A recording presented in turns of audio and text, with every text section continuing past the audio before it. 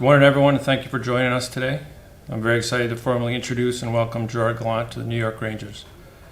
I'm very excited to have him on board as our next head coach. At the start of this process, I was looking to find a coach who had a proven track record and success at several levels. Turk checked all these boxes. He's a Jack Adams Award winner and has had deep playoff runs. He guided 2 organizations to division championships, one at the major junior level and most recently at the international level.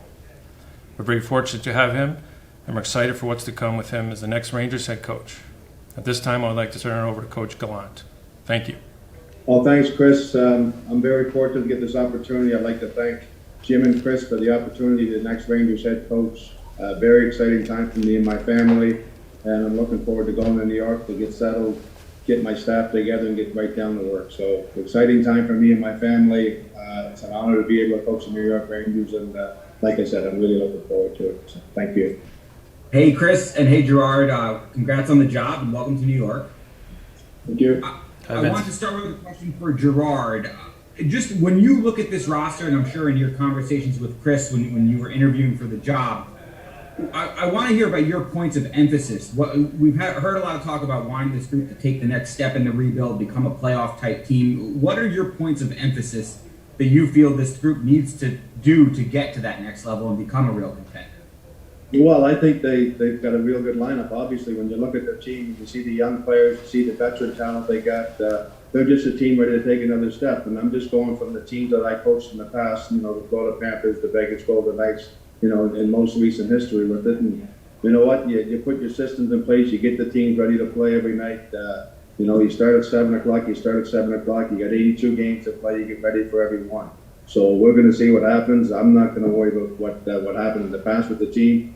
We're turning the page. We're moving forward. And like I said, when I look at the roster, when I got the opportunity to be named the head coach of this team, I'm really excited to see our roster. And I know we're going to take a big step, and hopefully it's a real big step. So we'll see what happens once training camp starts. But I know, like I said, one thing is we got an excellent roster there, and we're going to get down to work right away and make it the best it can be.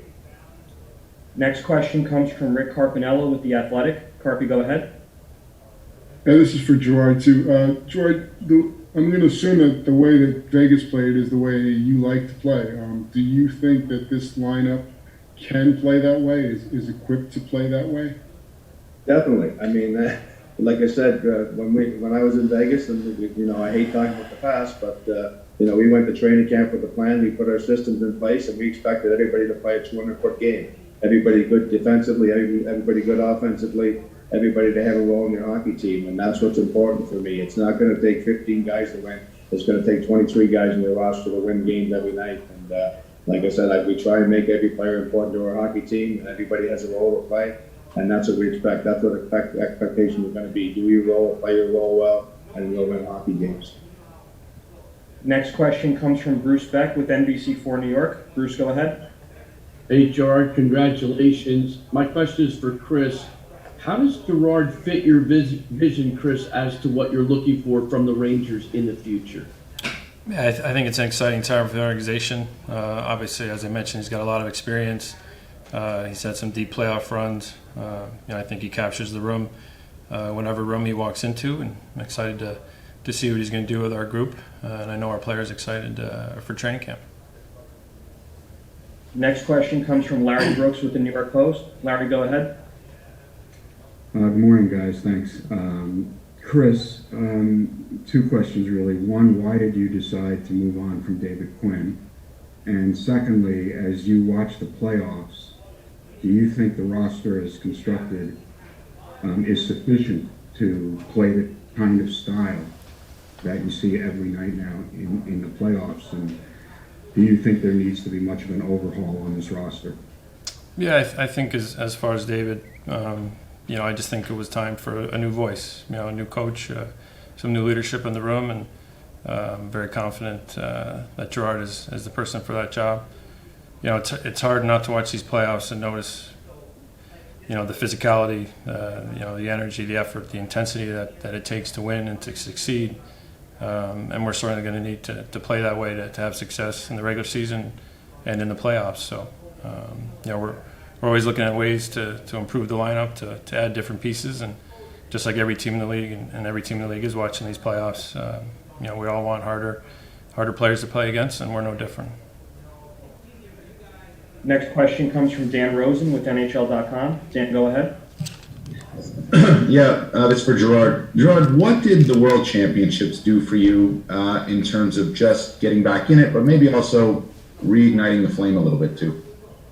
Yeah, definitely. When I got the opportunity, when Team Canada called me about the opportunity to be the head coach of that team, it didn't take me long to say yes, even though some people said, well, it can only hurt your chances of getting an NHL job. But I think it was a great opportunity. I wanted to get back in. I wanted to get back in and start coaching some games again, go to a bit of a training camp with some new players. So I think it definitely helped me to get those 10 games under my belt because, like I said, I was out for 16 months and not coaching. So, we had the itch again and got back into it. Everything went perfect after the first week, obviously, but it was a lot of fun. I really enjoyed it. Team Canada treated us first class, so it was my fourth opportunity to be with Team Canada, and it was a great experience for me. But for a personal thing, it was great for me to get back in and get those 10 games and get back to coaching it again, so it definitely helped. Next question comes from Neil Best with Newsday. Neil, go ahead. This is for Gerard. For all your success, you've had some, relatively short stays in your previous stops. Why do you think that was, and what do you think it'll take for you to be here for, 5, 6, 8, 10 years? Yeah, I still have a hard time going back and looking at it and say, why did I get fired? I think I did a great job in both those organizations. Things happen. It's out of my hands.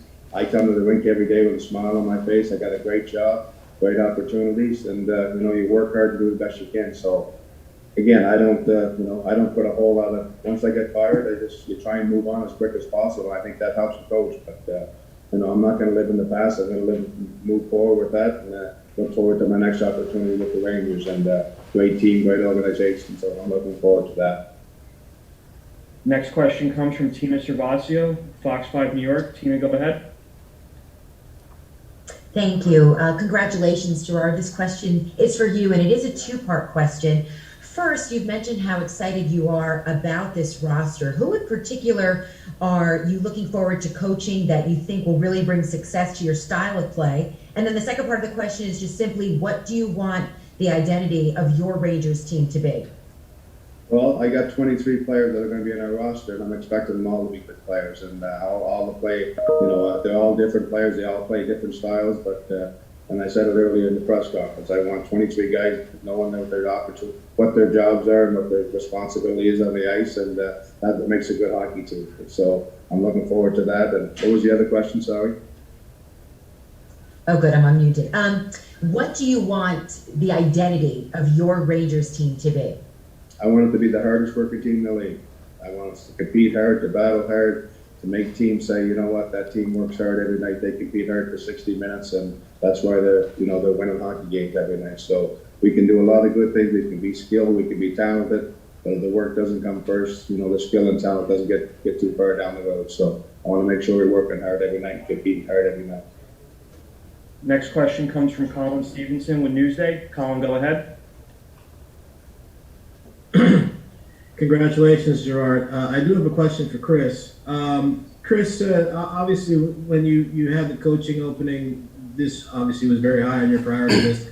You have a lot of other openings to fill in the organization, and I'm just wondering, kind of what's next on the docket for you?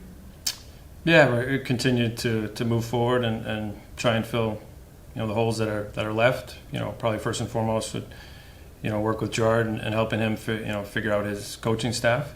I'm going to need to find some help in the front office as well, maybe some scouting positions, assistant GM, things like that. So I'm working away at it, and when the time's right, we'll let everybody know. Next question comes from Jason Simmons with the Guardian Journal Pioneer. Jason, go ahead.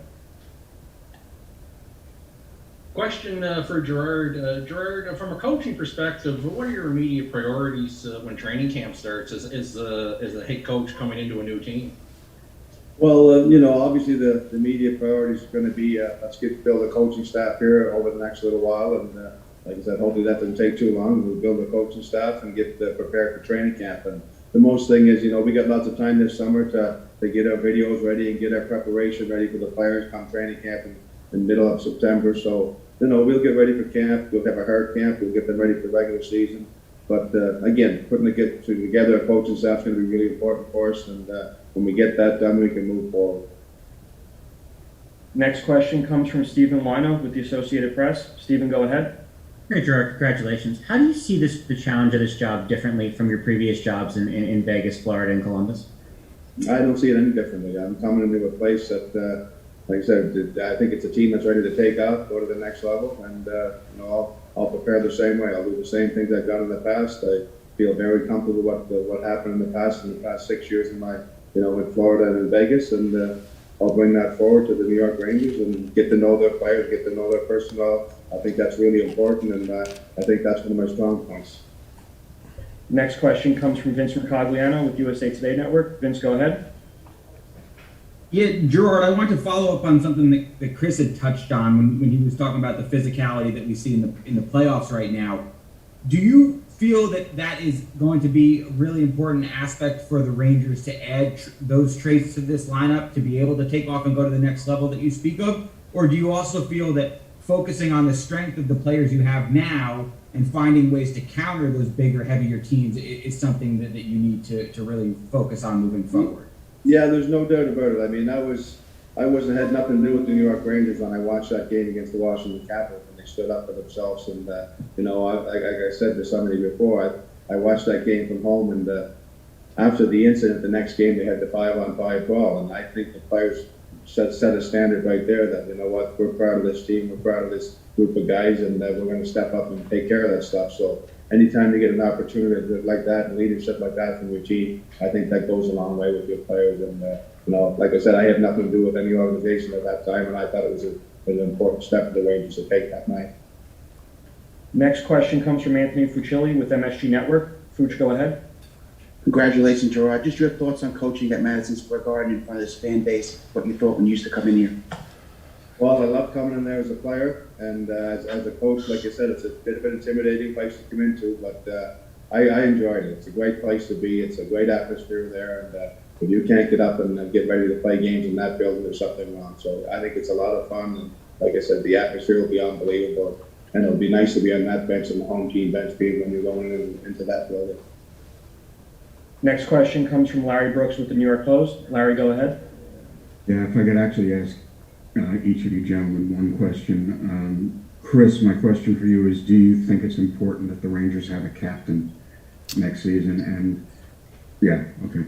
Yeah, I think if we can keep moving this thing forward, and a big piece of that for me would be getting a captain. For me, it's a priority. But at the end of the day, it's got to be the right person. I'm not interested in just giving it to somebody to say we have a captain. But I think we have a lot of leaders in our room and leaders that have taken big steps, in the last couple of years, including the second half of last season. So looking forward to talking to Gerard further about that. We talked about it a little bit during the interview process, and see how it shakes out this summer heading into training camp. Thanks. And Gerard, you had some outstanding young players in Florida. There's, I think, more of them here. I don't know if they're at the same level or not, but there are so many young players here. What's your philosophy with young players, or do you look at a young player and just see a player? You give them the opportunity. Hopefully they take advantage of the opportunity and the ice time they get and excel with it. I mean, I don't think young players can sit in the fourth line and get a lot out of that. I think that young players with a lot of talent, if they're first, second, third line hockey players, they're going to play. Their fourth line players, but you got to give them an opportunity to play. And we know we got some very talented young hockey players in our team. They're going to get every opportunity to play. And like I said, they got to fit in with their program. They got to make sure they're playing every night. They got to make sure they're deserving of ice time because, again, I look at our lineup and I see a talented hockey team. So you got to make sure you're worthy of that ice time that you're getting that night. And it's a fine line for the coaches. We want to develop players, but you also want to win every night. And that's where we're at right now. So we're going to try to win a hockey game, and hopefully those young players will be part of our team winning those hockey games every night. Next question comes from Bruce Beck with NBC4 New York. Bruce, go ahead. Gerard, do you welcome the pressure that comes with coaching a team in the New York market? I'm looking forward to it. Like I said, we got an opportunity. We got a good team. We got a good lineup. I'm really looking forward to it. When I first talked to Chris about the opportunity and the job, I felt real good leaving leaving the interview, I felt real comfortable with Chris. And, you know, I said to my wife, I said, I hope this works out because New York would be a great spot to go. Like I said, it's a high market team, but it's a good hockey team. So, you know, anytime a coach looks at a team and looks at an opportunity to get a job with a team like this, you know, you're excited about that. And now I'm really excited because, you know, the main thing is that we've got a hell of a hockey team and we can move forward and we can be a good team for a long time if we do the right things and if we play the right way. Next question comes from Dan Rosen with NHL.com. Dan, go ahead. Yeah, this is for Chris. Chris, all the moves that have been made in the last few months, I guess we can look at, they all lend to the belief of, or at least the assumption that the expectations should be way higher next season for this team. You've moved on from David to a coach who's taken a team to a cup final, all that. Is that the case for you, that expectations have to be raised now and maybe even to the point where not getting in the playoffs is unacceptable? Well, I think you saw from the exit media interviews that, you know, my goal and our hope is that we're a playoff team next year. You know, is it a mandate? I don't believe so. But I want everyone to come back and know that that's where we want to be and, you know, with the talent on this team where we should be. So I'm looking forward to seeing the guys when they start to trickle back for training camp and, you know, getting set for a real good season. Next question comes from Colin Stevenson with Newsday. Colin, go ahead. Gerard, I know you haven't mentioned any players by name because you want to focus on the 23, but I'm curious about your thoughts on Alexis Lafreniere and Kaapo Kakko in particular with those two young guys and you know what you think is possible for them and what the next steps are for each of them. Yeah, no, they're both young, talented players. Obviously, I mean, I've seen a lot of them on TV the last year and a half when I wasn't coaching, and you get to watch some games and high-end talent, high-end skill. You know, let's take it to the next level. I mean, they both got to work hard. They both got to compete hard, come every day, and try and get better every day. So there's not going to be any pressure applied to those kids. But it's go out there, play, do your job, and get better every day. And you know, that's what I seen with you know, when I was in Florida and somebody talked about that. I mean, Barkov, Ekblad, Huberdeau, and those type of kids, they need the opportunities to take advantage of it and take a step. And you know, you can't rush them too much, but you give them the opportunity to take the steps. And when you deserve more, you give them more. Next question comes from Vince Mercogliano with USA Today Network. Vince, go ahead.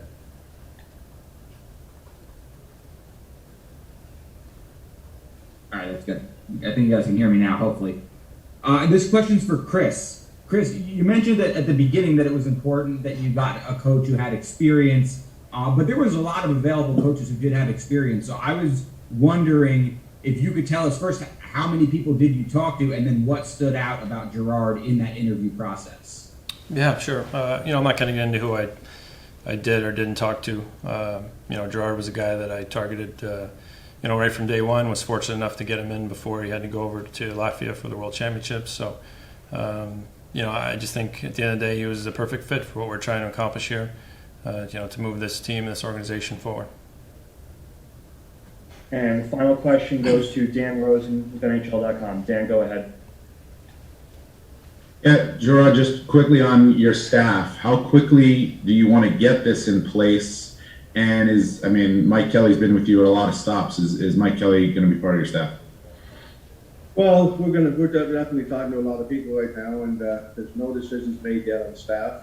Is it happened? I mean, I'd like to see it happen within a couple of weeks, but again, we'll take our time and get the right people in and the opportunity. So we're talking to a lot of people right now and moving forward. And like you said, Mike Kelly's been around a long time with my staff, and we'll see where that goes. But there's nothing done with anybody yet. We're just talking to guys and interviewing guys.